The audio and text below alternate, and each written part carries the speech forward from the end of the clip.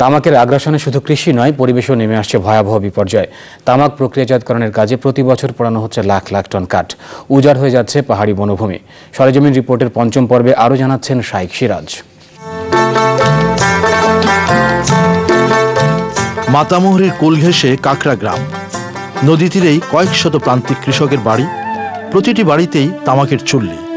এক সময়ের শান্ত নিবিড় গৃহস্থলীর ভেতরে যেন ধ্বংসের আয়োজন। বনের অপরিণত গাছের খণ্ড খণ্ড ডালপালা পুড়ছে সব চুল্লিতে, সেই সঙ্গে পোড়ার জন্য অপেক্ষমান মনকে মন কাঠ।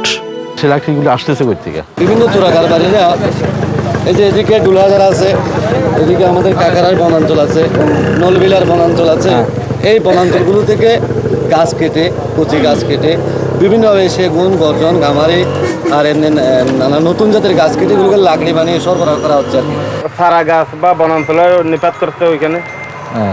এটা কি ভালো গাছ কা খারাপ গাছ এগুলি দেখতেছে না, সব কাটিয়ে গাড়ি বাড়ি নিয়ে আসছে।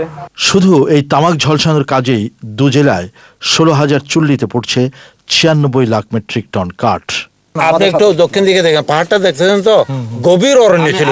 এখন মাটি ছাড়া আর কিছু নেই, সব গাছ কেটে, সব মাটি ছাড়া আর কিছু নেই। তারপর একটা গাছ মনে করেন এইটা, এখন এইটার বয়স 10 বছর। এই গাছটা যদি কাটিয়ে এখন বানিয়ে দেওয়া হয়, তাহলে এইরকম একটা গাছ তো আরো 10 বছর যাবে না। পরিবেশের বহুমুখী ক্ষতি তো রয়েছেই, উপরন্তু তামাক চুল্লির আগুন থেকে এলাকায় ঘটছে অহরহ দুর্ঘটনা। যে চুল্লিটা আছে ওটা পুরা যে পুড়ে যাবে, সাথে সাথে আশেপাশে যে বাড়িগুলো আছে এখানে একটাও রেহাই পাবেন। এই বছর ছয়টা পড়ে গেছে, আগের বছরও 7-8টা পড়ে গেছে। ইতিমধ্যেই পাহাড়ি বনভূমির একটি বড় অংশ উজাড় হয়েছে এই প্রক্রিয়ায়। এখানে একটা আগুন দিয়ে নিয়ে পাতা শুকিয়ে নিলাম, 72 ঘন্টা লাগছে।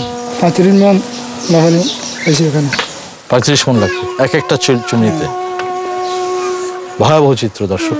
72 ঘন্টায় 35 মন লাকড়ি খরচ হচ্ছে, 35 মন কাঠ পড়ছে, এবং এই কাঠগুলো আসছে আমাদের যে রিজার্ভ ফরেস্ট, আমাদের পাহাড়ি যে বনের যে প্রাচুর্যতা ছিল সব কেটে। বন একদম সমান হয়ে গেছে না? সমান হয়ে গেছে।